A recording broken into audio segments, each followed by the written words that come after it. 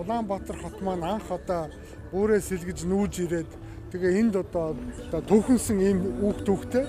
1994 онд одоогоос 25 жилийн өмнө Улаанбаатар хотын одоо анхны нүүж ирсэн тэр газарт нь энэ одоо гэрэл төшөөг босгосон учиртай. Мэдхийн нь бол энэ Улаанбаатар хот маань одоо урт удаан, өн удаан хугацаанд одоо үргэлж мөнхөд оршихын бэлэгдэл болгож ингэж босгосон утга учиртай ийм гэрэл төшөө. Тэгээ өнөөдөр энэ арга хэмжээг бид нэр жил болгон уламжлал болгож явуулдаг. Энэ үеэр бид нар одоо хотод бүтэн жилийн хугацаанд хийсэн ажлаа ярьдаг, дүгндэг, алдаа оноо нь юу байв, хотын маань ажил амьдрал сайжирч үгүй байна уу, иргэд маань одоо юу нь болохгүй байна гэдэг ажлаа дүгндэг ийм одоо баярын ийм арга хэмжээ болдог ийм өдрөө.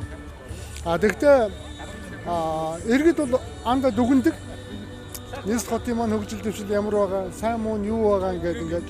Гэхдээ энэ их том хот болсон юм бол асуудал бол түн бумаараа байдаг. Асуудал болгоныг шийдэхин төлөө хотын удирдлагууд бол хичээн зүтгэж ажиллаж байгаа нь бол одоо нууцгүй үнэн. Гэхдээ хязгааргүй хэрэгцээг хязгаарлагдмал төсвөөр зохицуулах гэж зүтгэж яваа гэдгийг бол одоо бид бүгдээрээ хаана ойлгох хэрэгтэй. Цаашдаа Улаанбаатар хотын амьдрах арга ухааныг ямар нэгэн байдлаар бид өөрчлөх хэрэгтэй л гэж ингэж одоо би бол хувьдаа хэлдэг.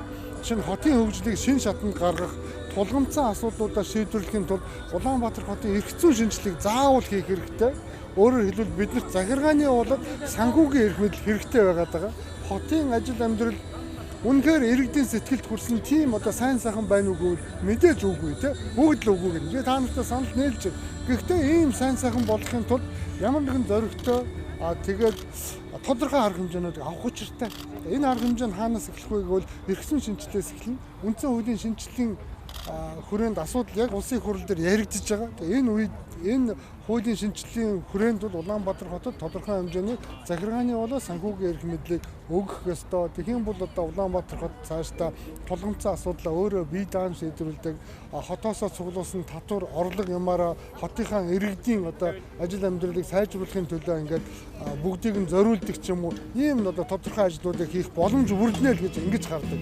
Нийслэлийн нийт иргэдэд Улаанбаатар хот үүсэн байгуулагдсны түүхт 380 жилийн он баярын мэндийг өргөн дэвшүүлье. Та бүхний маань гэрт үргэлж одоо аз жаргал инээдгөөр эрүүл их бялхаж одоо цэнгэж байхын үлзийтэй ирээлэг нийслэлийн өөр хүрт эргэн бүрт дахин өргөн дэвшүүлье.